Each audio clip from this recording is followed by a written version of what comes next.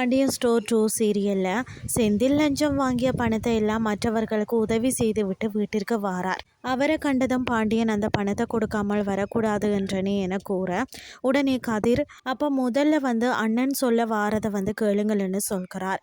செந்தில் அப்பா அருகில் சென்று எனக்கு லஞ்சம் கொடுத்தவர்கள் யார் யார் என்று தெரியாது, எப்படி நான் கொடுப்பேன், ஆனால் அந்த பணத்தை முடியாதவர்களுக்கெல்லாம் கொடுத்தேன், அப்போதுதான் நான் எவ்வளவு பெரிய தவறு செய்தேன் என்பது தெரிந்திருக்கிறதுன்னு சொல்கிறார்.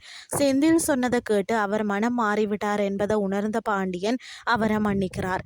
பிறகு நீ லஞ்சம் வாங்கியதால் மிகவும் கஷ்டப்பட்டது மீனாதான், அவரிடம் மன்னிப்பு கேளென பாண்டியன் கூற, செந்திலும் தனது மனைவியிடம் மனதார மன்னிப்பு கேட்கிறார். அவரும் மன்னிக்கிறார். அந்த வகையில் செந்தில் மனதார திருந்தி விட்டான் என குடும்பமே சந்தோஷத்தில் இருக்க ஒரு ஷாக்கிங் விஷயம் நடக்கிறது.